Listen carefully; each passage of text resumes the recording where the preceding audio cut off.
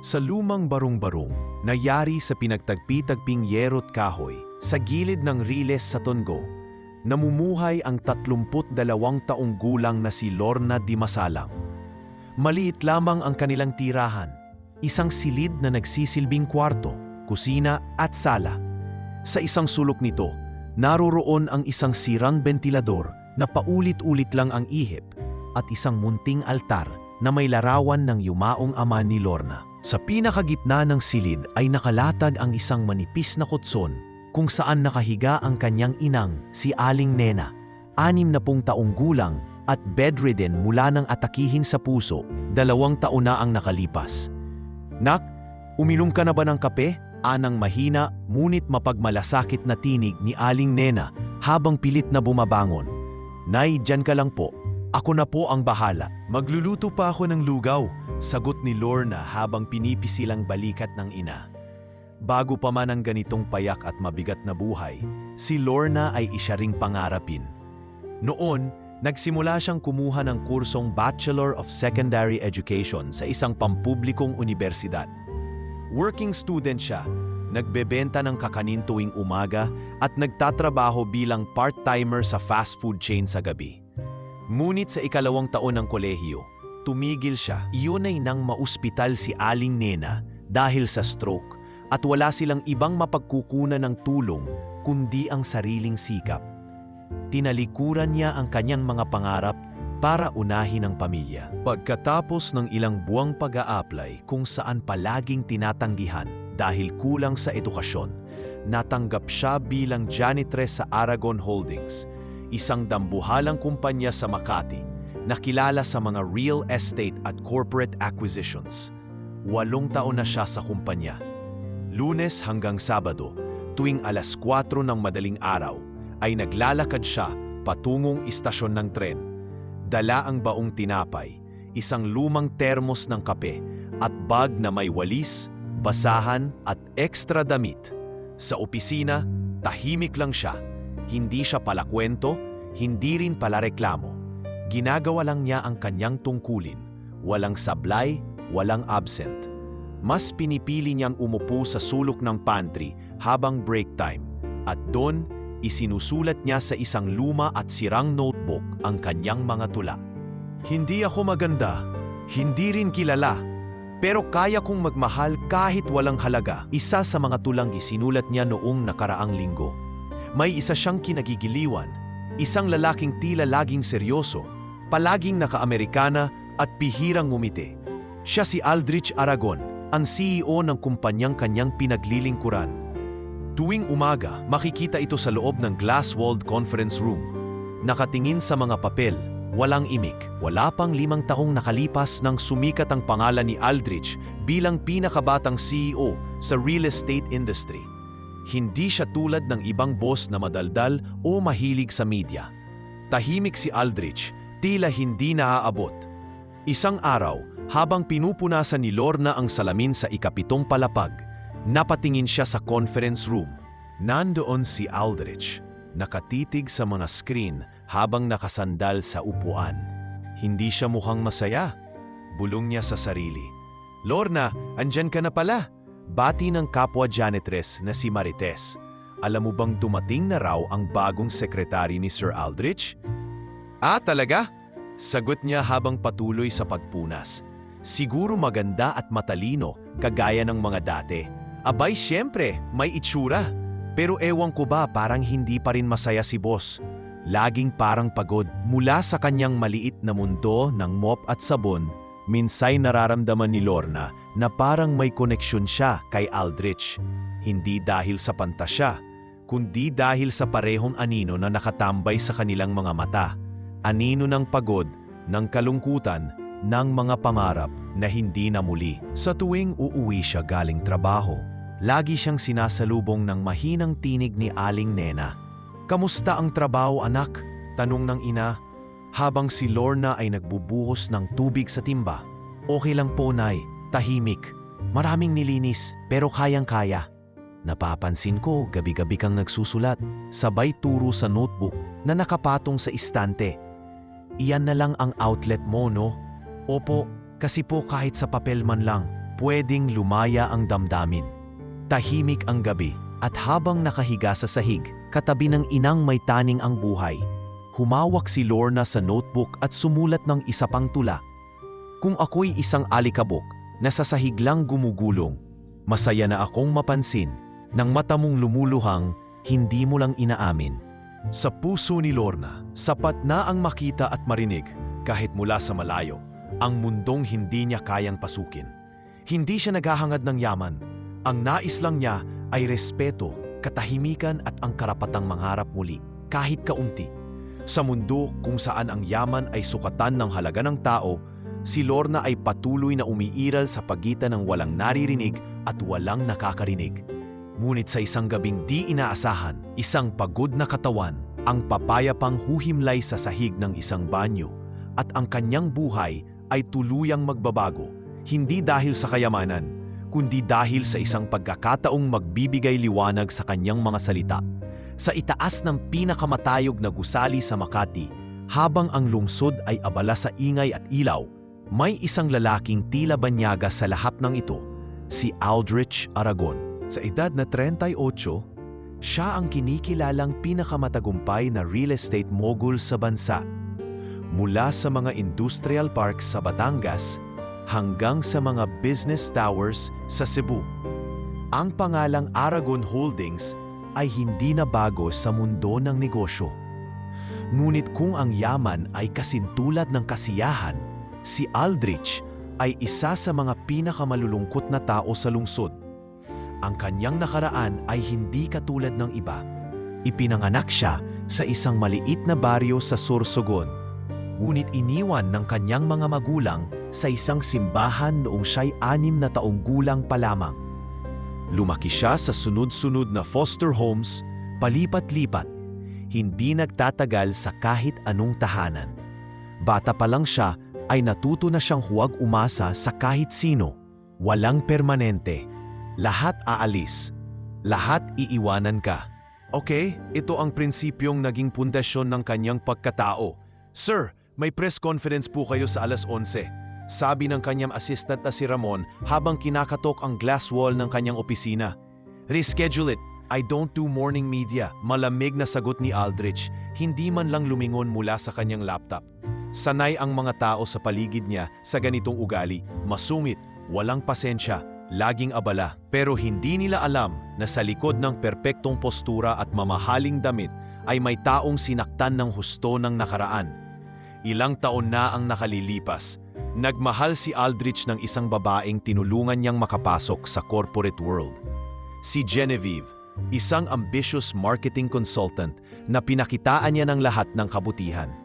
Sa una, inakala niyang totoo ang pagmamahal, ngunit kalaunan, nahuli niya ito. May lihim na relasyon pala sa isa sa mga foreign investors ng kumpanya. Masakit, hindi lang dahil sa pagtataksil, kundi dahil pinagkatiwalaan niya ito ng buo. Mula noon, sinarado na ni Aldrich ang puso sa posibilidad ng emosyon. Sa gabi, habang ang karamihan ay nagpupunta sa bar o gumigimik, si Aldrich ay umaakyat sa rooftop ng opisina. Dala ang isang tumbler ng black coffee. Nakaupo siya sa bench na may view ng buong lungsod. Nakasuot lang ng simpleng dark gray sweater at slacks, malayo sa imahe niyang corporate. Sa kanyang tenga, nakaplug ang earphones na tumutugtog ng Beethoven's Moonlight Sonata. Ang ganda ng lungsod kapag walang ingay, bulumne sa sarili. Pero kahit gaano kaliwanag, may bahagi pa rin na walang laman. Minsan, sa sobrang katahimikan, nagbabalik sa alaala niya ang batang si Aldrich, ang batang umiiyak sa loob ng foster home.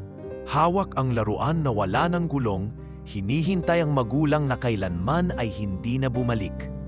Hindi siya umiiyak na gaya ng dati, pero ang lungkot ay naging permanenteng bahagi ng kanyang espiritu. Kahit milyonaryo, walang malapit na pamilya si Aldrich. Ang ilang kaibigang negosyante ay puro transaksyonal lamang. Kapag may problema siya, ang solusyon ay hindi kausap, kundi trabaho. Sa loob ng kanyang condo unit sa Ayala, makikita ang mamahaling muebles, malalaking painting at minimalisting disenyo. Pero walang larawan ng pamilya, walang simpleng dekorasyon, walang presensya ng buhay. May helper siya pero hindi nito alam ang gusto niya. Wala ring nakakaalam ng kanyang paboritong pagkain sapagkat hindi niya ito sinasabi. Kapag may okasyon, wala siyang iniimbitahan, ni hindi siya nagse-celebrate ng sariling birthday. Isang gabi, habang nakaupo sa rooftop, napatingin siya sa gilid ng building. Sa dulo ng veranda, nakabukas ang ilaw sa janitor's closet. May kumikilos sa loob, isang babaeng tila pagod na pagod, yakap ang balde at may puting bimpo sa balikat. Pinanood niya ito ng ilang minuto. Hindi alam ng babae na may matang nakatingin sa kanya. Siya yata yung janitress na laging maaga sa shift. Bulong niya. Bakit kaya hindi ko pa siya napapansin noon? Hindi pa man niya alam ang simpleng babaeng iyon na hindi kailanmang sunisilip sa mundo niya ay magiging dahilan upang tuluyang gumalaw ang pusong matagal nang nanahimik. Maulan ang gabi sa Maynila. Tumutulo ang tubig mula sa mga bintana ng Aragon Holdings at sa ika-12 palapag ng gusali, ang banyo ay nagsimulang magkaroon ng leak sa kisame. Napansin ito ng isa sa mga empleyado sa night shift, kaya't agad silang tumawag sa maintenance. Wala nang ibang janitress na available kundi si Lorna. Hindi man ito nakatalaga sa shift ng gabing iyon, tinawagan siya ng supervisor para mag-overtime. Walang tanong-tanong. Agad siyang sumugod mula Tondo patungong Makati. Suot ang lumang kapote at dala ang balde, map at kaunting tinapay para sa hapunan. Pagsapit niya sa opisina, tahimik ang paligid. Hindi niya alam na may isinasagawang emergency inspection ang ilang miyembro ng upper management sa building, sa utos ni Aldrich mismo. Si Aldrich ay palaging hands-on sa mga gusaling itinayo ng kanyang kumpanya. Kahit madaling araw, kapag may problemang teknikal, dumadalo siya sa walkthrough. Habang nililinis ni Lorna ang basa at madulas na sahig ng CR sa 12th floor, nakaramram siya ng matinding pagod. Mula pa noong umaga ay hindi pa siya halos nakakain ng maayos. Naglulumikot pa sa kanyang isipan ang sakit ng ina, ang mga bayarin sa ospital, at ang mga panawagan ng barangay para sa mga naguguhong bahay sa Riles. Konting pahinga lang. Bulong niya habang naupo sa loob ng janitor's cubicle. Hawak ang basang bimpo, yakap ang balde. Hindi niya na namalayan ang pagdaan ng oras. Sa gitna ng ulan at pag-ambon ng kisame, dahan-dahan siyang nakatulog. Ang ulo ay nakasandal sa pader, may bakas ng luha sa pisngi. Eksaktong 5:00 ng madaling araw, dumating si Aldrich sa floor na iyon. Kasama niya ang isang inhenyero at 2 empleyado mula sa building maintenance. Habang iniikot nila ang lugar, napansin niyang may ilaw pa sa banyo ng kababaihan. Wala namang ibang dapat nandoon. Wait here, sabi niya sa mga kasamahan. I'll check this myself. Pagbukas niya ng pinto, isang tanawin ang bumungad sa kanya na hindi niya inasahan. Sa sulok ng banyo, sa loob ng maliit na cubicle ng janitor, ay naroon si Lorna. Nakaupo sa malamig na sahig, naka-jacket pero basang-basa. Ang isang kamay ay nakayakap sa balde at ang mata ay bahagyang nakapikit. Sa kanyang mukha ay may kapayapaan, ngunit kapansin-pansin ang pagod. Tahimik na lumapit si Aldrich.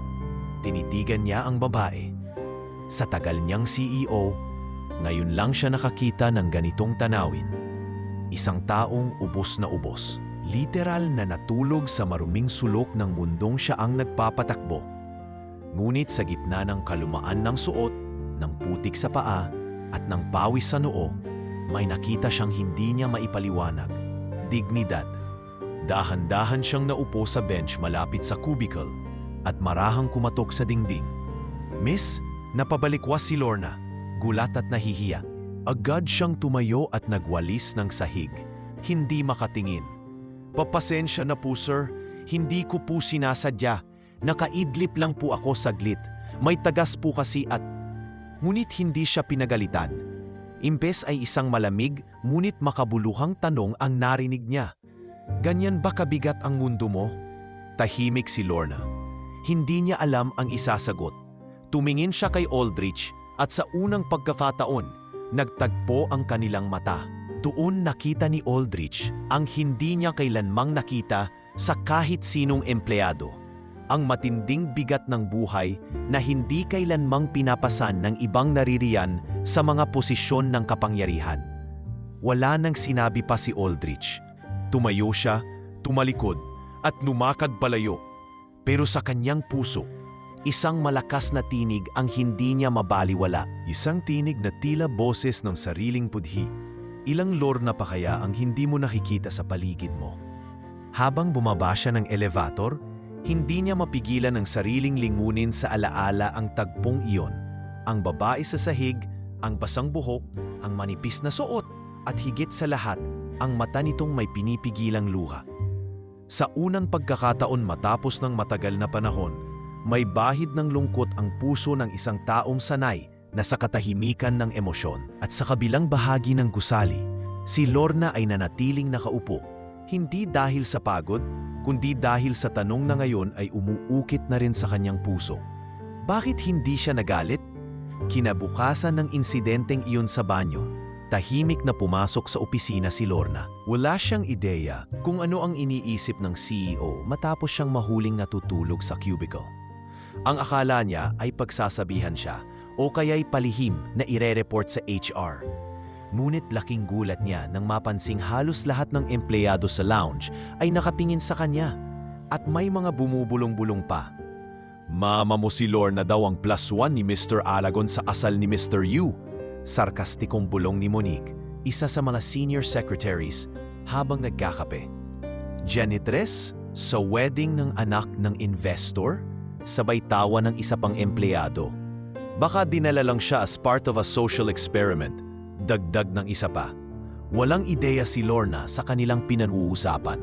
Hanggang sa nilapitan siya ng kanilang floor supervisor na may dalang printed memo. I'm sorry, I can't assist with that request. I'm sorry, I can't assist with that request. May lumang peach-colored dress ako dito. Galing pa sa isang bridesmaid ng pinsan ko. Aayusin ko sa katawan mo. 3 araw ang lumipas at dumating ang Biyernes. Sa mismong hapon ng kasal, habang ang ulan ay dumarampi sa mga bubong ng riles, isang itim na SUV ang huminto sa tapat ng barong-barong ni Lorna. Ang driver ay bumaba, suot ang corporate uniform ng Aragon Holdings. Ma'am Lorna, ako po ang sinugo ni Mr. Aragon. Ma'am, sambit ni Lorna sa sarili. Ngayon lang ako tinawag ng ganito. Pagdating sa venue, isang pribadong garden wedding sa Forbes Park ang bumungad sa kanya. May mga fountain, chandelier sa mga tent, string quartet, at red carpet. Halos hindi makalakad si Lorna sa kaba. Ngunit pagpasok niya, agad siyang sinalubong ni Aldrich mismo. Salamat at hindi mo ako tinanggihan. Mahina ngunit malinaw na sabi nito. Hindi ko rin po alam bakit niyo ako dinala rito. Tugon ni Lorna. Bahagyang kinakabahan. Hindi po ako sanay sa ganito. Tahimik lang nang umiti si Aldrich. Minsan mas kailangan ng ganitong mga lugar ng mga taong hindi naririnig. Sa buong gabi, hindi iniwan ni Aldrich si Lorna. Habang ang mga kilalang negosyante at politiko ay nagbabatian, ipinakilala ni Aldrich si Lorna sa mga ito. Hindi bilang empleyado kundi bilang panauhing may dangal. Siya si Lorna Dimasalang, isa sa mga pinakadedikadong tao sa aming kumpanya. Isang halimbawa ng katatagan. May ilang napaisip, ngunit mas marami ang nagtago sa ngiti habang nagbubulungan. Sigurado ka ba na hindi niya lang kinukupkup yan dahil naawa siya? Bulong ni Monique sa kapwa-sekretary.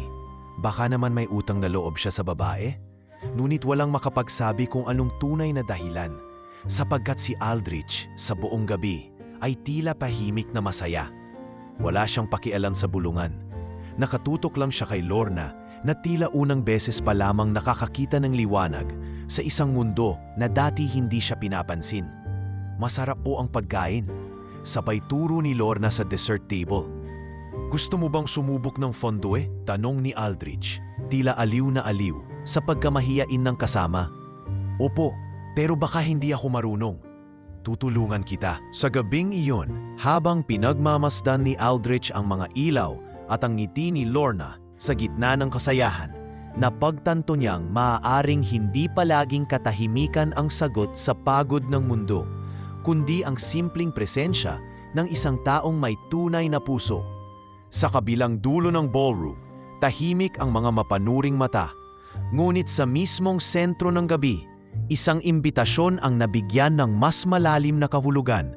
Hindi bilang pag-angat, kundi bilang pagtanaw ng respeto sa isang taong matagal nang hindi pinapansin ng lipunan. Ilang araw matapos ang kasalang iyon, na umani ng sari-saring reaksyon, isang mainit na hapon sa Tondo, ang sinundan ng isang hindi inaasahang bisita. Huminto sa gilid ng riles ang itim na SUV na karaniwang hindi mo makikita sa lugar na iyon. Mga batang naglalaro ng holen ang tumigil at napatingin. May bumabang lalaki, matangkad, nakasimpleng polo at maong. May hawak na eco bag na puno ng grocery items. Si Aldrich Aragon, sa unang pagkakataon, tumapak siya sa isang lugar na malayo sa mga malilinis na sahig ng kanyang mga gusali. Tinawid niya ang makipot na daanan, nilampasan ang mga kabataang nagtataka, at huminto sa tapat ng maliit na bahay kung saan nakasabit ang lumang karatula ng Lorna D. Pagkakatok pa lang niya sa pinto ay agad nang lumabas si Lorna, nakasuot ng duster, may hawak pang basang bimpo. Hindi siya agad nakapagsalita. Pasensya na kung biglaan, may dala lang akong kaunting gamot at pagkain. Hindi mo na kailangang tanggapin, pero gusto ko lang makatulong, sabi ni Aldrich habang iniabot ang bag. Hindi agad gumalaw si Lorna. Parang bumagal ang oras. Nang mahimasmasan, dahan-dahan niyang tinanggap ang bag. Hindi po kayo dapat pumunta rito. Mahinang sambit niya. Delikado po rito at baka may makakita sa inyo. Hindi ko intensyon na gawin itong issue, sagot ni Aldrich. Gusto ko lang makita ang lugar kung saan ka umuuwi. Saan ka umuuwi pagkatapos mong buhatin ang kumpanya sa kalinisan? Napayuko si Lorna. Hindi niya alam kung ano ang nararamdaman. Pero sa puso niya, may bahagi na parang unti-unting lumalambot. Hindi dahil sa tulong, kundi dahil may taong nakita ang kabuuan niya. Simula noon, hindi naging madalas ang pagkikita nila sa labas ng trabaho, pero tuwing lunch break, nagkakaroon sila ng ilang minutong pag-uusap. Minsan sa pantry, minsan sa garden deck ng opisina. Hindi ito romantiko. Wala pang pag-ibig. Ngunit punong-puno ng katotohanan ang mga tanong na binibitawan ni Aldrich. Ano ang pinangarap mong maging bago nga naging janitress? Tanong niya minsan habang nakaupo sila sa labas ng kantin. Guro, sagot ni Lorna. Hindi ko man naabot ang diploma? Hindi ibig sabihin hindi ko kayang magturo sa buhay. Bakit hindi mo sinubukang bumalik sa pag-aaral? Dahil sa 3 letra, B-I-L-L. Natawa si Aldrich at napansin ni Lorna na iyon ang unang beses na nakita niya ang CEO na ngumiti. Isang ngiting totoo, hindi PR smile, hindi business strategy. Sa mga panahong iyon, unti-unti ring nabubuo sa isip ni Aldrich ang isang panibagong direksyon sa negosyo. Habang binubusisi niya ang mga datos ukol sa urban poor housing crisis, napagtanto niyang ang tunay na pangangailangan ng lungsod ay hindi lang vertical real estate para sa may kaya, kundi disente at abot-kayang pabahay para sa mga katulad ni Lorna. Isang hapon, tinawag niya ang core team niya sa meeting. Magla-launch tayo ng bagong proyekto. Hindi ito high-rise. Hindi ito para sa mga expats. Ito ay para sa mga pamilyang naninirahan sa ilalim ng tulay, sa tabi ng estero, sa mga barung-barung ng lungsod. Napatigil ang mga tauhan niya. Isa sa mga board members ay nagtanong, "Sir, with all due respect, walang ROI dyan. Sayang ang kapital." ROI? Mahinang sagot ni Aldrich habang nakatidig sa bintana. Return on investment. Minsan, hindi lang sa pera sinusukat yan. Sa sumunod na mga linggo, nakita ng maraming empleyado ang kakaibang sigla kay Aldrich. Hindi na ito laging nakasara sa opisina. Minsan ay nakikitang nakaupo sa pantry, nagkakape kasama si Lorna. May mga bagong tanong sa hallway, pero hindi na ito gaya ng dati. Hindi na ito puro chismis. may halong paghanga, may halong pagkalito. Si boss, ngumiti, tanong ng isang IT staff. Oo, at ang kasama niya, yung janitress. Pero hindi siya boss ang tingin. Parang kausap na kapantay. Hindi ito ordinaryong pagbabago. Ito'y tahimik ngunit marubdob. Wala pang kumikibo sa tunay na nararamdaman ng isa't isa. Ngunit may mga panahong sapat na ang mga kilos. Sapat na ang mata. Sapat na ang respeto. Sa simpleng mga pag-uusap, doon nagsimula ang isang bagay na hindi binuo sa romansa, kundi sa pagkilala sa dignidad ng bawat tao, gaano man kababa ang posisyon sa papel. Kung ang kasayahan ng iba ay musika sa silid, ang kasikatan ni Lorna ay unti-unting naging isang malakas na alingaungaw na hindi matanggap ng ilan. Lalo na ni Monique Sevilla, isa sa mga senior secretaries ng kumpanya, maganda, eduvada, at anak ng isang kilalang board member ng Aragon Holdings. Tahimik ang panibugho ni Monique. Matagal na siyang may lihim na paghanga kay Aldridge. Hindi lamang dahil sa taglay nitong karisma at katalinuhan, kundi dahil sa posibilidad na kapag siya ang mapansin, magbubukas ito ng pintuan sa isang mas mataas na estado sa buhay at negosyo. Ngunit ngayon, tila isang janitress ang naging sentro ng atensyon. Isang taong sa paningin niya ay walang karapatang umangat sa kanilang mundo. Hindi ka ba naaabala, Monique? Tanong ng isa pang sekretary habang nagkakape sila sa pantry. Hindi naman, sagot niya, pilit na nakangiti. Nakakatawa lang isipin, isang araw lang mula mop hanggang high heels, parang teleserye lang. Pero di ba, parang may kakaiba kay Lorna? Tahimik pero matatag. Matatag? O mahusay lang magpanggap? Mula sa mga bulungan, unti-unting naging chismis. Sa mga elevator, sa pantry, sa mga chat groups ng empleyado, nagkalat ang mga mensahe. Ginagamit niya lang si boss para makalabas sa kahirapan. May drama pa siyang nanay na may sakit. Palabas lang yan. Baka may anak na yan. Baka nagkataon lang na mahina ang loob ni Sir. Hindi ito nakarating kay Aldridge kaagad. Ngunit si Lorna, kahit hindi sinasabing diretso, ay ramdam ang panlalamig ng paligid. May mga tingin na puno ng panguhusga.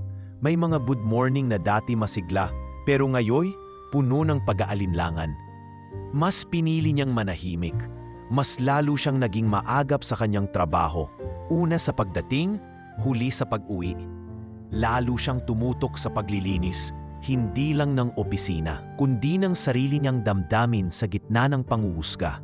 Isang tanghali, habang nasa likod ng gusali, umupo siya sa kanyang paboritong lugar, isang lumang bench malapit sa garden wall. Doon, inilabas niya ang kanyang notebook. Ngunit sa halip na tula, isang sanaysay ang isinulat niya. Hindi ito para sa publikasyon, kundi para lamang mailabas ang bigat sa kanyang dibdib. Sa mundong puno ng diploma at titulo, madalas malimutan ang halaga ng pawis at lamog ng katawan. Ang janitor, ang labandera, ang basurero, sila ang pundasyon ng malinis na opisina, ng maayos na daan, ng tahimik na gabi. Ngunit sila rin ang unang pinagdududahan kapag napalapit sa liwanag.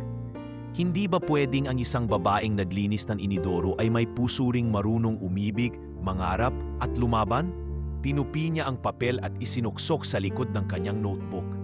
Ngunit isang araw, habang naglilinis siya ng opisina ni Aldridge, hindi niya namalayang naiwan niya ang notebook sa lamesa ng CEO. Nagmamadali siya ng oras na iyon. Hindi napansing nadulas ito mula sa kanyang bag. Kinabukasan, tinawag siya ni Aldridge sa kanyang opisina. Lorna, mahinahong sabi nito, may naiwan ka kahapon. Agad siyang namutla. Pasensya na po, sir. Hindi ko sinasadya, hindi ko po binabalak. Binasa ko ang isinulat mo, putol ni Aldridge. Hindi bilang usisero, pero dahil sa unang linya pa lang, napatigil ako. Tahimik si Lorna. Hindi niya alam kung dapat siyang mahiya o matuwa. Lorna, dugtong ni Aldridge, may mga gustong magpa-transfer sa'yo sa ibang branch. Para raw wala ng ingay. Pero tinanggihan ko, hindi ikaw ang problema, kundi ang mga mata ng mga ayaw makakita. Hindi niya napigilang mapaluha, ngunit mabilis niya itong pinunasan. Salamat o mahinang tugon niya. Gusto ong ituloy mo ang pagsusulat mo. Kung handa ka, may kaibigan akong editor sa isang maliit na magazine. Marami siyang sinusubaybayang social impact pieces. Baka pwede kitang ipakilala. Nanlaki ang mata ni Lorna. Ako po? Wala po akong karanasan. Pero meron kang boses. At totoo ka. Mula noon, hindi na lang si Lorna ang kilala bilang janitress na malapit kay boss. Unti-unti, kinikilala na rin siya ng iba bilang isang babaeng may talino at tinig. Isang babaeng hindi ipinanganak sa silid ng ginto, pero may tanulat na kayang yumanig sa mga pader ng katahimikan. Habang ang iba ay patuloy na nagmamasid, ang mata ni Aldrich ay hindi na mapanghusga, kundi mapagmatyag. Naghanap ng lakas sa mga dating hindi pinapansin. At si Lorna? Unti-unti niyang natutunang hindi niya kailangang humingi ng paumanhin. Sa mundong natututo ng makinig. Buwan ng Oktubre, mainit ang hangin kahit gabi, at ang lungsod ay tila may sarili nitong buntong hininga matapos ang ulan. Sa likod ng gusali ng Aragon Holdings, habang patapos na ang shift ni Lorna, biglang sumulpot si Aldrich. Hindi suot ang karaniwang suit, kundi simpleng polo at pantalon. May dalang envelope. Lorna, tawag niya, habang ang babae naglalagay ng basang mop sa storage bin. Po, sir! Tahimik siyang lumapit. Iniabot ang brown envelope. Walang nakasulat sa labas. Walang label. Basahin mo lang kung kailan ka handa, aniya. Hindi ito tungkol sa trabaho. Hindi agad kinuha ni Lorna, ngunit sa huli tinanggap din niya yon. Mabilis lang ang tagpong iyon. Pero sa ilang segundo ng pagtitig ni Aldrich sa kanya, ramdam niya na may bigat ang laman ng sobre. Hindi ito basta memo o liham ng pasasalamat. May lungkot sa tono ng boses nito at may bigat sa paglalakad nito paalis. Pag-uwi niya sa kanilang barong-barong, hindi niya agad binuksan ang sobre. Ilang beses niya itong tinitigan habang tinutulungan ng kanyang ina sa pagpapalit ng lampin, habang nagsasaing ng kanin, at habang inaayos ang mga pinaglagyan ng gamot. Nay, tanong niya, habang pinupunasan ang noo ng ina. May mga tao bang tila hindi marunong magtiwala, pero sa isang sulyap lang ay parang gusto mong alalayan? May ganyan, anak. Minsan ang mga taong tahimik, sila ang may pinakamatinding iyak sa loob. Gabi na nang buksan niya ang sobre. Sa loob nito'y hindi lang isang liham kundi 3 pahinang sulat kamay. Mababasa ang maingat na letra ni Aldrich, masinsin at may disiplina. Lorna, may mga bagay na hindi sinasabi sa meeting room, hindi ipinapasa sa email, at hindi kasya sa kahit anong presentasyon. Isa na rito ang kwento ko. 6 na taong gulang ako nang iniwan ako ng mga magulang ko sa harap ng simbahan. Pinaubaya ako sa isang mundo kung saan ang pagmamahal ay laging kapalit ng pagkain at ang yakap ay palitan ng serbisyo. Lumaki akong walang pader na matibay, lahat pansamantala. Kaya natutunan kong bumuo ng mga pader na bato, bawal pumasok, awal makialam. Kaya siguro nabigla ako sa iyo kasi hindi mo sinubukang tumawid sa pader ko. Hindi mo ako tinanong, hindi mo ako hinusgahan. Tinitigan mo lang ako gaya ng pagtingin mo sa mop at semento. Walang galang pero may pagmamalasakit. Hindi ko alam kung bakit ko sinusulat ito. Siguro dahil gusto ko ring malaman mo, hindi ako laging matapang. Pagkatapos niyang basahin iyon, huminga ng malalim si Lorna. Hindi siya umiyak, pero sa dibdib niya yo'y may marahang pagguhit ng awa at pagkakaintindi.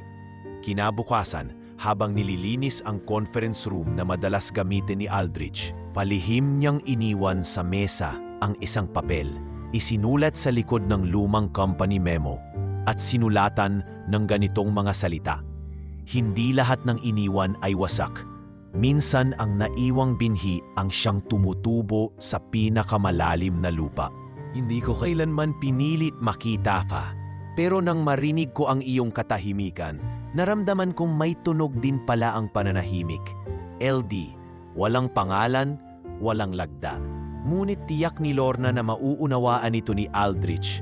Mula noon, Naging lihim na ugali nilang magpalitan ng sulat.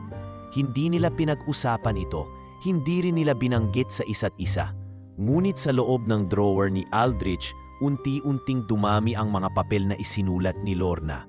Puro matalinhaga, puno ng damdamin. Pero hindi kailanman humihingi ng atensyon. Isa sa mga ito ay nagsasabing, ang pag-ibig na hindi tinatawag ay maaaring mas totoo kaysa sa isinisigaw ng lahat. At kapalit, may mga sulat si Aldrich na naglalahad ng mga bahaging hindi pa niya kailanman nasabi. Ang gabi ng kanyang unang foster home, ang mga gabi ng gutom, ang araw na nagpasya siyang huwag nang umasa sa kahit sino. Sa pamamagitan ng mga liham, nabuksan ang pinto sa isang ugnayang hindi batay sa anyo o estado, kundi sa pag-unawa. Isang gabi, habang binabasa ang pinafahuling liham ni Lorna sa kanyang condo unit, tumigil si Aldrich sa gitna ng pahina. May kapatid ako. Mas bata siya sa akin ng 2 taon. Huli ko siyang nakita, 6 na taon ako. Ngayon, hindi ko na alam kung nasaan siya. Kinabukasan, unang bagay na ginawa ni Aldrich ay ang pagtawag sa isang private investigator. Huwag mo na akong tanungin bakit. Basta hanapin mo kung nasaan si Arthur Aragon. Kapatid ko siya. Hindi pa yun pagtatapos ng lahat. Ngunit yon ang simula ng isang panibagong paglalakbay para kay Aldrich. Ang buksan hindi lang ang puso niya kay Lorna, kundi ang puso niya sa sarili niyang pinanggalingan. At sa munting notebook na laging bitbit ni Lorna, muling isinulat ang isang taludtod. Ang lihim ng mundo ay hindi laging sinisigaw. Minsan, ito'y nakasulat lamang sa papel at pinipiling hindi itapon. Mainit ang araw, ngunit mahangin sa rooftop ng Aragon Holdings. Mula sa taas ng gusali, kita ang kabuuan ng lungsod. Ang abalang kalsada, ang mga gusaling tila nag-uunahang sumayad sa langit, at sa malayo, ang asul na ulap na tila palaging may lihim. Naroon si Lorna, nakaupo sa sementadong bench na malapit sa gilid ng bubungan. Bitbit ang isang styrofoam box ng kanin at itlog, tahimik siyang kumakain habang pinagmamasdan ng mga ibon na dumadapo sa railing. Sa mga oras na ganito, dito niya nararamdaman ang katahimikan sa gitna ng ingay ng mundo. Hindi niya napansing paparating na si Aldrich, hindi suot ang formal coat kundi isang simpleng polo shirt. May dala itong thermos at 2 baso. "Pwede akong umupo?" tanong ni Aldrich. Mahinahon ang tinig. Tumangulang si Lorna. Wala siyang lakas na tumanggi, pero hindi rin siya agad nagsalita. "May dala akong tsaa," sabay abot ng isang baso. "Sabi ng doktor ko, nakakabawas daw ng stress." "Maraming salamat po," sagot ni Lorna. "Pero baka mahal yan, sayang kung sakin lang mapunta." "Lorna," nagsimula si Aldrich. Tinitigan siya ng diretsyo. "Alam kong marami na tayong napagdaanan na hindi normal para sa 2 taong tulad natin. Pero gusto kong linawin ito ngayon. Gusto kitang makilala bilang babae, hindi bilang janitress, hindi bilang staff. Ikaw lang, Lorna." Nanahimik si Lorna, bumagal ang lahat sa pandinig niya. Hindi niya alam kung dapat ba siyang matuwa o matakot.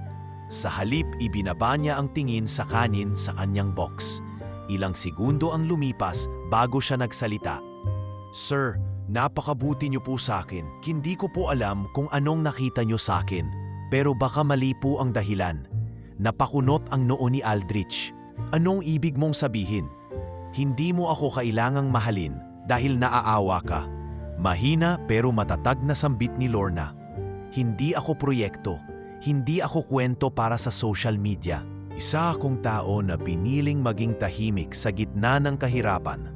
At ayoko pong sirain yon sa maling akala." Hindi agad nakasagot si Aldrich. Tumigil siya sa pag-inom ng tsa. Tinitigan niya ang babae sa kanyang harapan. Ang babaeng hindi kailanman humiling ng kahit anong atensyon, pero ngayon ay tahasang tumatanggi sa kanya. "Lorna, hindi awa ang dahilan." Pero hindi na nagsalita si Lorna. Tumayo siya, marahang nagpaalam at bumaba ng rooftop. Naiwan si Aldrich na nakaupo, hawak ang baso ng tsa na unti-unti nang lumalamig. Kinabukasan, hindi pumasok si Lorna. At sa sumunod pa na mga araw, hindi siya bumalik sa opisina. Nag-file siya ng leave. Hindi niya ipinaliwanag sa HR kung bakit. Ang totoo, lumala ang kalagayan ng kanyang ina, si Aling Nena, na ngayon ay hirap ng kumain, umihina ang katawan, at mas madalas na lamang humihimbing sa isang gilid ng putson. Habang pinapalitan niya ang dextrose ng ina, napapaisip si Lorna. Tama ba ang ginawa ko? Pinagtanggol ko ba ang sarili o tinanggihan ko ang tanging taong handang makinig sa akin? Ngunit sa kanyang puso, alam niya ang sagot. Hindi siya handang mahalin dahil lang siya ay kaiba o dahil pinipilit siyang iangat.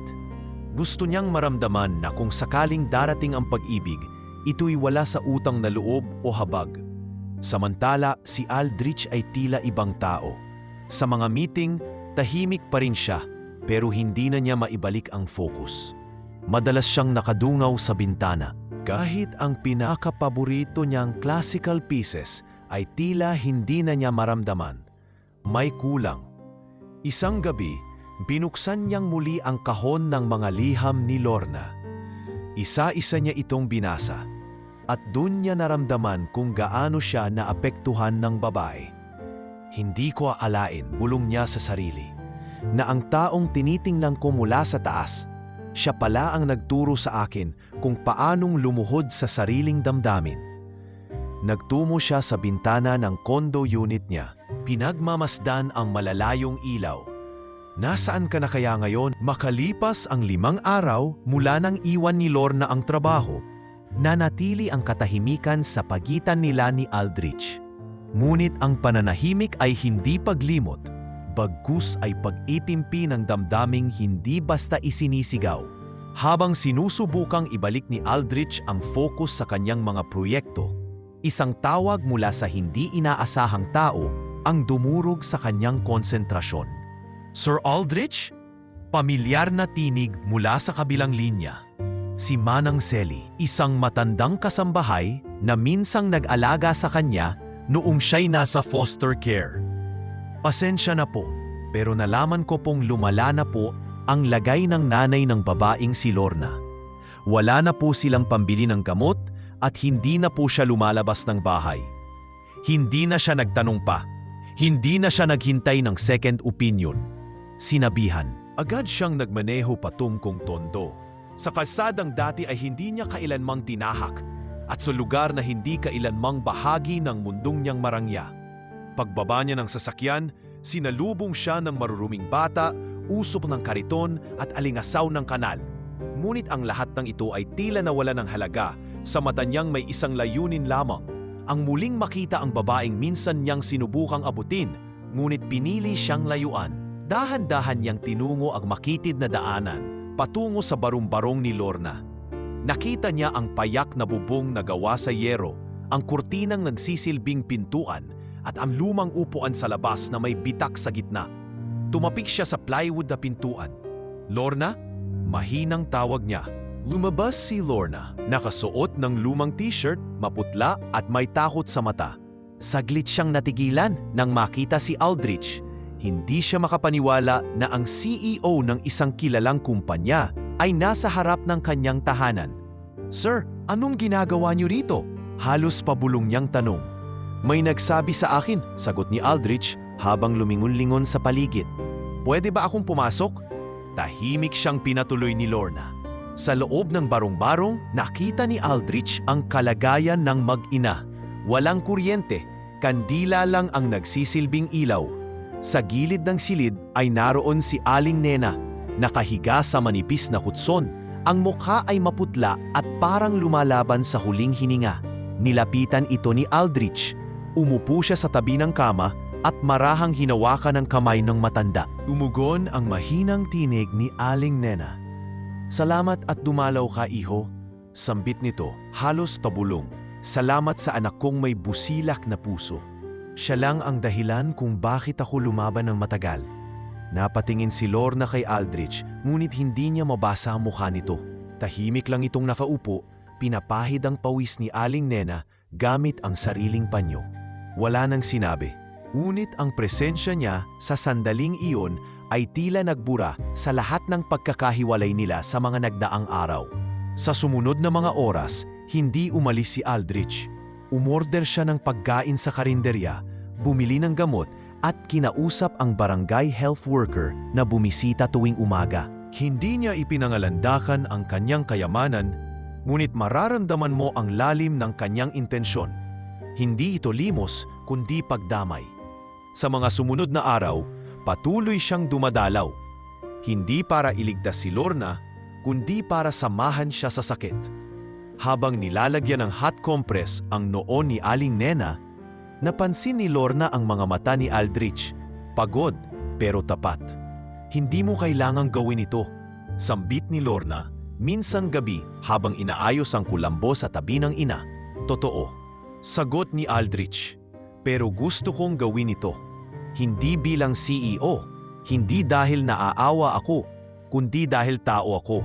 Makalipas ang 2 linggo, binawian ng buhay si Aling Nena habang mahimbing na natutulog si Lorna sa kanyang tabi. Isang tahimik na pagpanaw, wala ng hiyaw, wala ng sakit, isang paalam na puno ng kapayapaan. Nang araw ng burol, dumating si Aldrich sa gitna ng ulan. Suot niya ang itim na jacket, hindi siya nagdala ng security at tahimik siyang umupo sa likod ng chapel kung saan ginaganap ang misa. Siya ang sumalo sa lahat ng gastos, mula kabaong hanggang punerarya, mula flower arrangements hanggang simpleng pagkain para sa mga bisita. Ngunit hindi niya ito ipinagyabang. Sa lahat ng iyon, isa lang ang sinabi niya kay Lorna habang sila'y magkausap sa labas ng chapel. Hindi ko siya nakilala ng lubos, pero dahil sa kanya, nakilala ko ang anak niyang naging salamin ng totoong katatagan. Hindi sumagot si Lorna, pero sa kanyang luha ay naroon ang unti-unting pagbagsak ng pader sa paligid ng puso niya. At sa huling sandaling iyon ng pagdadalamhati, hindi na si Lorna ang babaeng janitress. Hindi na si Aldrich ang bilyonaryong boss. Dalawa na lang silang nilalang na magkatabi sa gitna ng lungkot. Sabay na tahimik na umaasa na sa gitna ng pagkawala ay may bagong simula. 3 araw matapos mailibing si Aling Nena, tahimik pa rin si Lorna. Hindi niya alam kung paano magsisimula muli. Ang kanyang mundo ay laging umiikot sa pag-aalaga. Una sa kanyang ina, tapos sa sarili. At sa trabaho na kanyang pinanghawakan ng buong tapang. Ngunit ngayon, may malawak na espasyo sa kanyang puso. Espasyo ng katahimikan, espasyo ng tanong. Isang hapon habang siya'y nakaupo sa ilalim ng puno ng mangga sa tabi ng bahay, dumating si Aldrich. Wala siyang dalang regalo. Wala rin siyang sinabing matinding paalala. Bitbit lang niya ang sarili at isang simpleng tanong. Gusto mo bang sumama sa akin bukas? May gusto akong ipakita. Nag-aalangan man, tumango si Lorna. Saan po tayo pupunta? Sa simula ng isang bagay na matagal ko nang gustong gawin. Pero ngayon lang ako naging handa. Kinabukasan, magkasabay silang bumiyahe papuntang Bulacan. Sa likod ng van, pinagmamasdan ni Lorna ang mga palayan at bakanting lote. Wala siyang ideya kung anong proyekto ang tinutukoy ni Aldrich. Pero may bahagi ng kanyang loob na nagsasabing ito'y mahalaga.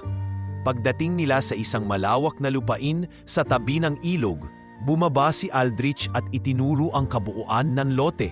Binili ko ang lugar na to ilang taon na ang nakalipas. Plano ko nung gawing resort, pero sa dami ng problema, hindi ko tinuloy. Ngayon, gusto kong gawing komunidad. Isang ligtas, abot-kayang pamayanan para sa mga informal settlers. Napalingon si Lorna, para sa mga katulad ko? Hindi lang para sa iyo, para sa lahat ng katulad mong piniling maging marangal sa gitna ng kawalan. Napalunok si Lorna, may kilig, may kaba. Gusto ko sana, pagpapatuloy ni Aldrich, ikaw ang maging community liaison. Hindi lang mukha, kundi boses ng proyektong ito. Ikaw ang nakakakilala sa lupa, sa hirap, sa tunay na pangangailangan ng mga tao. Tahimik si Lorna sa ilang saglit. Sa kanyang isipan ay bumalik ang lahat ng pinagdaanan. Ang pawis, ang tingin ng iba, ang pagiging invisible. Ngunit ngayon, isang pinto ang bumubukas, hindi bilang empleyado, kundi bilang katuwang. Sir, sabay tingin niya sa kanya, tatanggapin ko, pero may isang kondisyon. Sabihin mo lang, ayaw kong maging mukha lang ng proyekto. Ayaw kong gamitin bilang simbolo. Kung gagawin natin to, kailangang totoo. Kailangang hindi masakripisyo ang intensyon para lang sa business report. Kailangang makatao. Ngumiti si Aldrich. Iyon din ang hinihintay kong marinig. Sa mga sumunod na linggo, sinimulan nila ang groundwork. Si Lorna ang personal na bumisita sa mga komunidad. Nakikipag-usap sa mga lider ng barangay, sa mga nanay sa evacuation centers, sa mga matatandang walang ID at address. At unti-unti, naging pangalan siya sa mga NGO at social housing sector. Hindi bilang celebrity, kundi bilang patunay na ang tunay na lider ay galing sa ugat ng karanasan. Ma'am Lorna, tawag ng isang bata habang siya'y bumisita sa isang komunidad sa Marilao. Yun po ba yung lupa na lilipatan namin? Oo, nakangipi niyang sagot. Pero hindi lang lupa yan. Bahagi yan ng panibagong pag-asa. Mula sa conference sa UP hanggang sa roundtable meeting ng housing developers sa Taguig, isinasama siya ni Aldrich, hindi para i-display, kundi para magsalita. At kapag siya ang nagsalita, walang sino man sa silid ang nakatitig sa telepono. Lahat ay nakikinig. Sabi nila, wala kaming ambisyon, wika ni Lorna sa isang forum. Pero ang totoo, may ambisyon kami. Hindi lang kami sanay ipagsigawan. Ang gusto lang namin ay tahanang may dignidad, di baling maliit, basta may kuryente, tubig at kaligtasan. Nasa likod ng audience si Aldrich, tahimik lang siya. Pero sa puso niya, isa lang ang iniisip. Mas maraming kayang baguhin si Lorna kaysa sa lahat ng PR team na na-hire niya. May mga pagkakataon din na tinatanong siya ng media kung sila na nga ba ni Aldrich. Pero pareho silang hindi sumasagot. Ang totoo, wala pa. Walang formalidad. Ngunit may respeto, may tiwala, may samahan. Sa dulo ng araw, kapag magkasama silang umuupo sa gilid ng bakanting lote, initingnan nila ang mga bakal at semento ng itinatayong unang bahay sa proyektong pinangarap nila. At kung matapos to, tanong ni Lorna minsang gabi, anong susunod? Ang susunod, sagot ni Aldrich, ay hindi sa plano ko lang manggagaling, sayo na rin. At doon niya napagtanto, hindi na siya tinitingnan bilang simpleng tauhan, hindi na siya janitress, isa na siyang partner, hindi lang sa proyekto, kundi sa adhikaing may saysay at direksyon. Kapansin-pansin ang katahimikan sa loob ng opisina ng Aragon Holdings nitong mga nakaraang buwan. Ang dati punong-puno ng bulungan tungkol kay Aldrich at Lorna ay tila nanahimik. Marami na ring nasanay sa presensya ni Lorna, hindi na bilang simpleng tagalinis, kundi bilang bisitang may tinig sa boardroom at muka sa mga community outreach programs. Ngunit ang katahimikan ay hindi laging tanda ng kapayapaan. Isang araw, habang abala si Lorna sa pagbibigay ng oryentasyon para sa mga bagong volunteers ng housing project, isang tawag ang natanggap ng kanyang kaibigang si Neneng. "Lorns, napanood mo na ba yung vlog na kumakalat?" "Anong vlog?" tanong niya, naguguluhan. "Si Monique, may video siya. Baka dapat mong mapanood." Bumilis ang tibok ng puso ni Lorna. Agad niyang binuksan ang cellphone at naghanap. Nasa harap ng vlog ang isang pumilyar na mukha, si Monique Sevilla, ang dating senior secretary, na ngayon ay isa ng personal branding and PR consultant ayon sa caption. Ang titulo ng video, Exclusive, The Truth About the Janitress Who Climbed Her Way to the CEO's Heart. Sa loob ng 14 na minutong video, makikitang tuwirang tinutuligsa ni Monique si Lorna. Hindi siya pinangalanan, ngunit malinaw ang mga pahiwatig. May mga taong marunong maglinis, pero mas marunong maglinis ng imahe nila para umangat. Sa mundong ito, hindi sapat na may puso ka. Minsan kailangan mong tanungin, bakit siya? Bakit siya ang pinili? Kayong marami naman tayong mas karapat-dapat. Hindi ba't ito'y malinaw na kwento ng social climbing? Kasunod nito'y ipinakita ang mga lumang larawan ni Lorna sa kanyang janitress uniform. Sinamahan ng dramatikong musika at voice-over na tila ginawa upang pintasan, hindi para maglahad ng totoo. Pinanood ito ni Lorna mula umpisa hanggang dulo, tahimik lang. Sa kabila ng sakit, pinili niyang hindi mag-react. Hindi siya nagalit. Pero masakit. Masakit makita ang sarili mong pagkatao na ginawang paksa ng entertainment. Ilang araw, tinanggihan niya ang lahat ng imbitasyon para magbigay ng panig. Marami ang nagtangkang kunan siya ng reaksyon. Mga vlogger, media site, kahit ilang radio station. Ayaw kong pumatol, sabi niya kay Aldrich habang nasa meeting room sila isang gabi. Lorna, sagot ni Aldrich, hindi mo kailangang ipagtanggol ang sarili mo sa mga taong ayaw makinig. Pero kung may gusto kang sabihin, sabihin mo, hindi dahil kailangan mong magpaliwanag, kundi dahil may karapatan kang magsalita. At sa mismong gabing iyon, humarap si Lorna sa kanyang lumang notebook. Sa halip na tulang mahaba, sumulat siya ng isang maikling liham. Sa umaga, ipinost niya ito sa kanyang sariling social media page. Walang hashtag, walang clickbait, walang tag. Hindi ako umakyat. Hindi ko ginamit ang map bilang hagdan. Pinili kong manatiling navayuko sa bawat paglilinis, hindi dahil gusto kong yumuko, kundi dahil doon ako nagtatrabaho ng tapat. Hindi ko ipinagmamalaki ang pagiging mahirap, pero hindi ko ito ikinakahiya. At kung sa mata ng iba, ang pag-angat ng tulad ko ay nakakabulag. Siguro dahil sanay silang hindi tinitingala ang mga taong nakayapak. Hindi ako user. Hindi rin ako climber. Isa akong babae, anak, empleyado, mamamayan, at karapatan ko ring mangarap. Walang inaasahan si Lorna sa post na iyon, ngunit sa loob lamang ng 2 araw, umani ito ng libu-libong shares at daan-daang mensahe mula sa mga kababaihan sa iba't ibang antas ng buhay. Isang nurse sa probinsya ang nagkomento, "Salamat sa'yo. Dahil sa'yo, naalala kong hindi dapat ikahiya ang pinanggalingan." Isang single mom na call center agent ang nagpadala ng mensahe.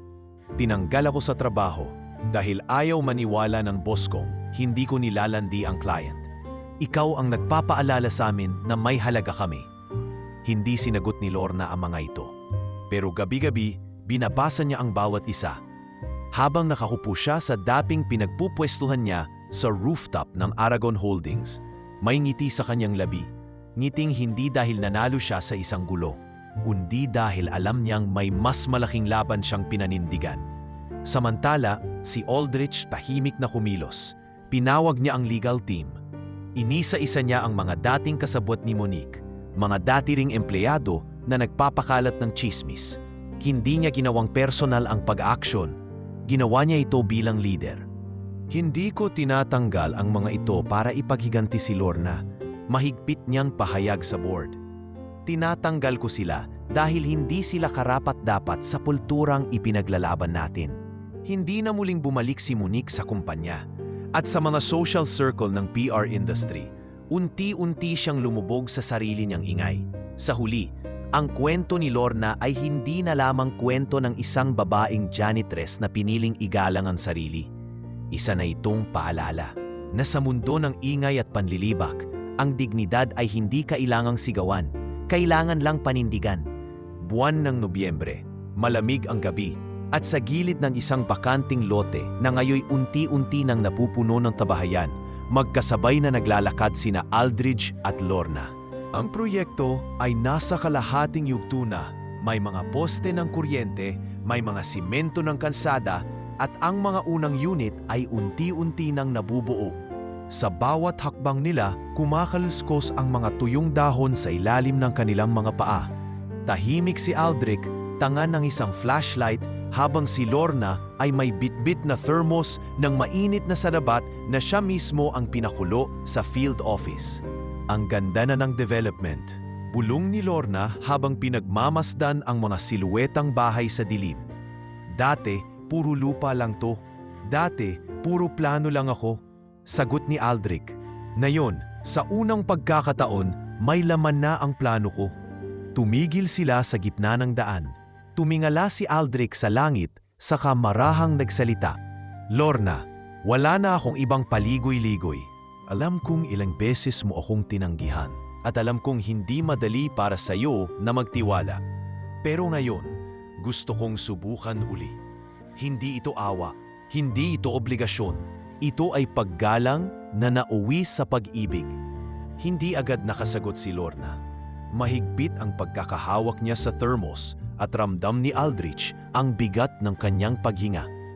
Sa tagal ng kanilang pinagsamahan, mula sa pagtingin niya kay Lorna sa banyo, hanggang sa pagtatanggol sa kanya sa harap ng boardroom, ngayon lamang siya muling natakot. Hindi dahil sa pagtanggi, kundi dahil sa lalim ng pakahulugan sa salitang oo mula sa isang babaeng tulad ni Lorna.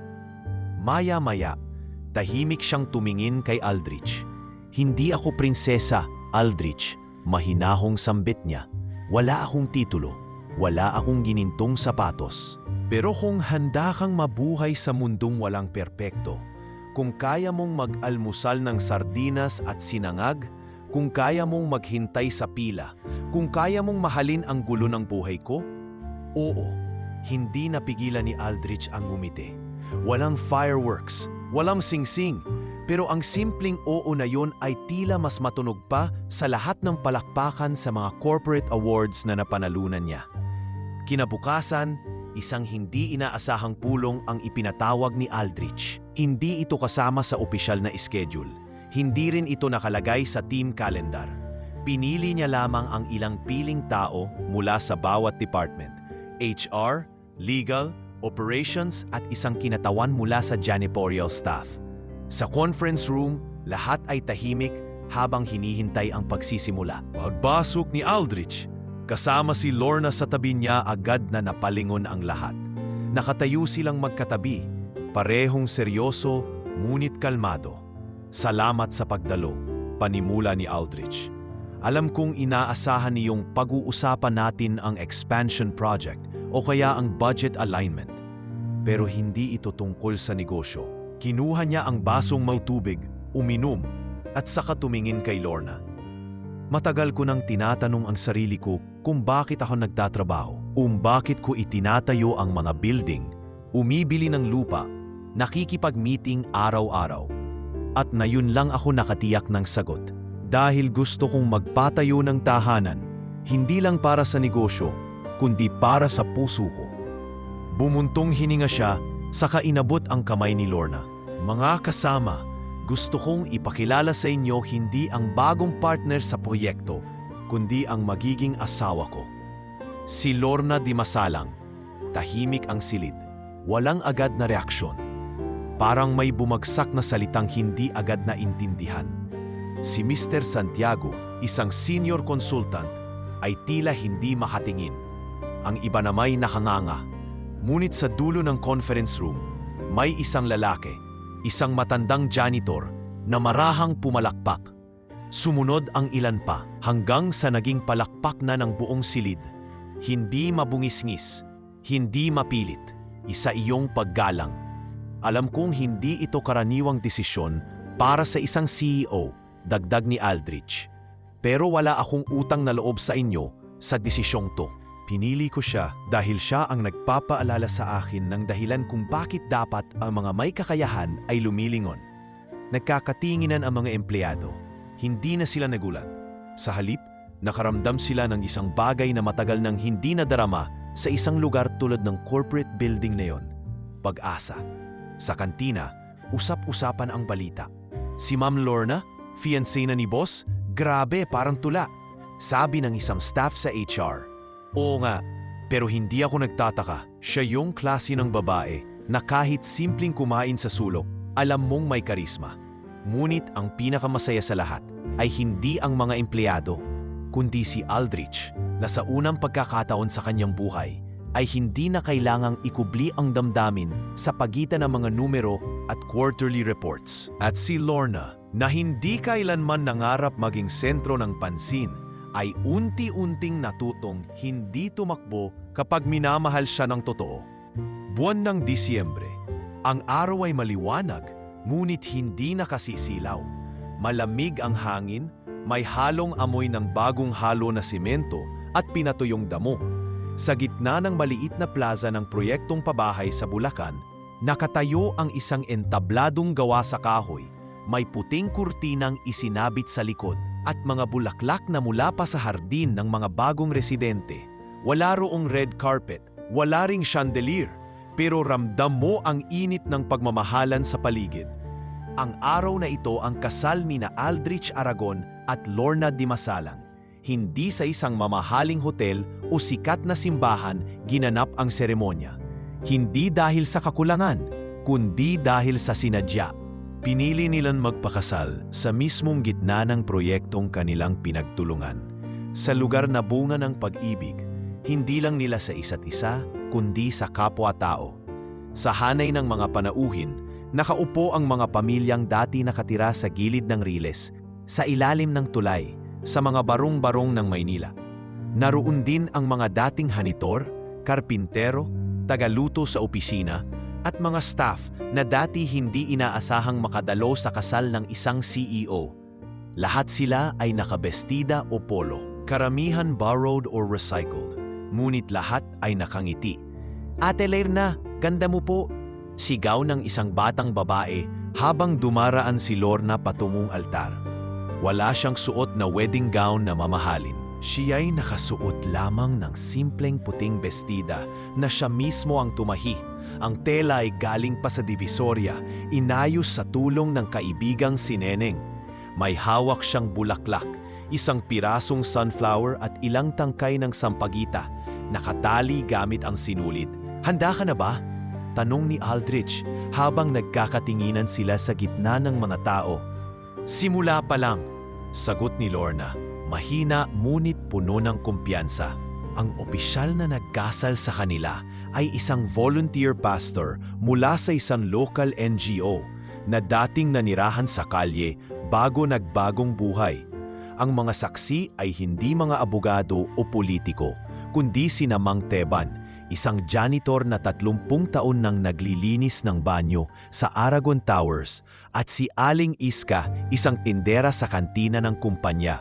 Sa harap ng lahat, ng oras na ng panunumpa, humawak si Aldrich sa kamay ni Lorna. Tinitigan niya ito ng buong tapang at pagmamalaki. Sa mundo kung saan ang sukatan ng halaga ay kung gaano karami ang hawak mong pera o kung sino ang kilala mo, natagpuan ko ang tunay na yaman ng buhay sa taong may dumi sa kamay pero may ginto sa puso. Aniya. Tumulo ang luha ni Lorna, ngunit hindi dahil sa lungkot, kundi sa dami ng tinig na noon ay kailanmay hindi siya binigyang poses. Ngayon, nasa harap siya ng lahat at sinasambit ang pangalan niya, hindi bilang empleyado, kundi bilang mahal, bilang partner, bilang pantay. "Hindi ako nangangakong magiging perpektong asawa," sabi ni Lorna sa kanyang vows.